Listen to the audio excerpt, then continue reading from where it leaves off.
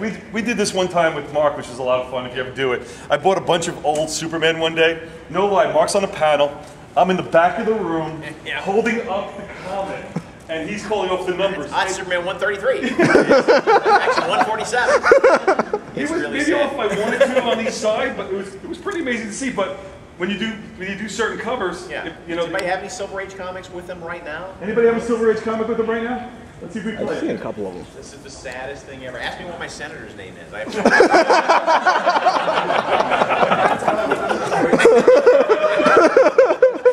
You got one? Yeah, I don't know. Well, let's do it. This might say a little too much about me. It's awesome. Oh, the Lois Lane 111, right? Yeah.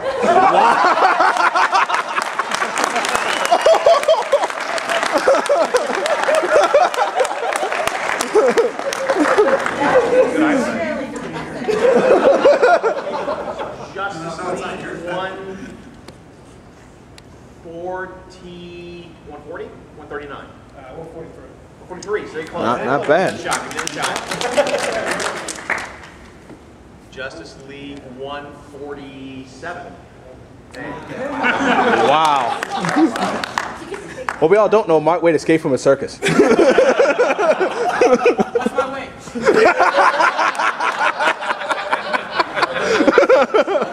Okay, what else do we look for in comics? What else are we looking for? Right over there, sir. I started collecting in the 70s Neil Adams covers. It tied into the story and was a great design. Yeah, Neil Adams is the first artist I remember, like, breaking them all and knowing he's, like, I'm still young enough where they're all the same to me, but Neil was the first guy who I knew my name. Yeah. Yeah. What about the back here? Yeah. All the way back there, sir. Yes. Originality or out of continuity.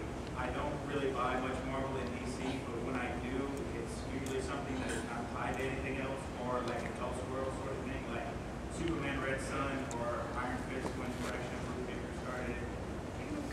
So my question to you then is, why that? Why not the other one? Too much effort. Oh, okay. Good Oh, there you go. Okay, fair. Well, fair. Right over here. Besides meeting guys, why do you read? What comics do you read and why? I do read comics to meet guys, and I will say that my taste in comics changes with every guy I date. Wow.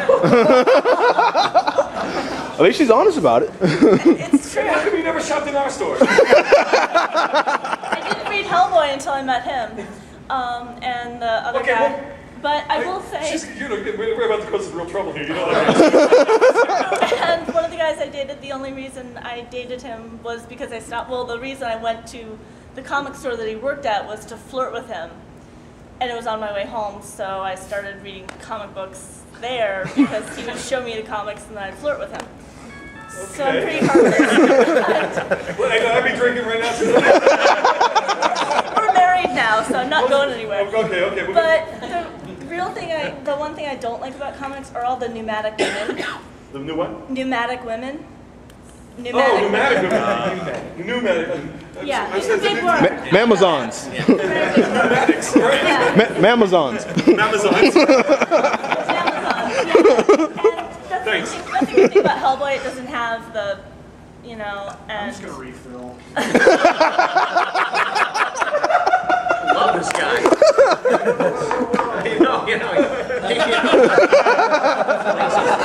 Perfect. Wow. Okay, this panel's about to kick it over. You just get so many stories where the women are always like, oh, help me, and they're huge, and it's just so nice to see women that aren't huge and are more active, and he's cute too. He's cute. He's gonna get cuter in a minute. Here we go, right here.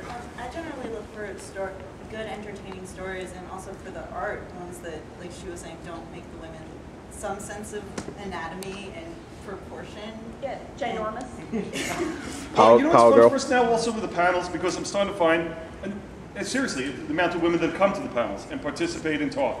This is something, honestly, 20 years ago? Never would have happened. This is why your very presence in comic conventions helps bend that, because otherwise, most comic book artists don't see real women ever. They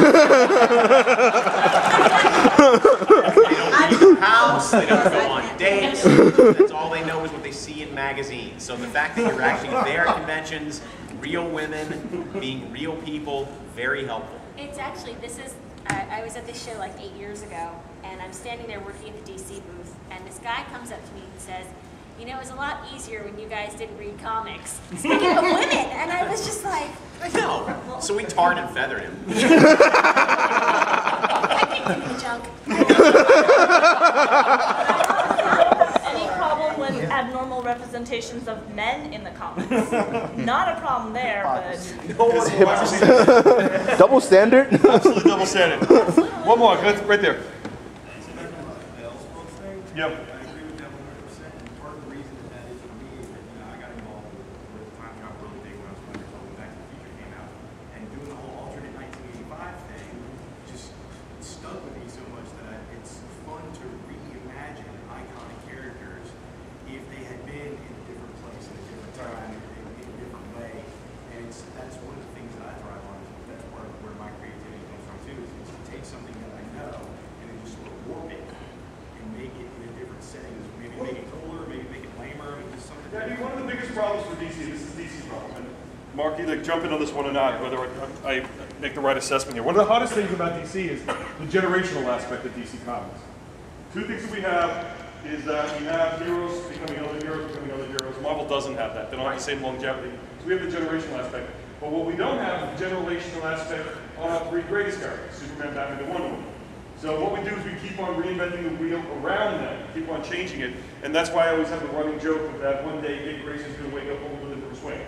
Because they all keep on aging around them. It's a very hard thing for us to do, and what happens is that our three greatest heroes all of a sudden become part of our crowd, not the leaders, not the first ones anymore, because everybody else keeps on changing.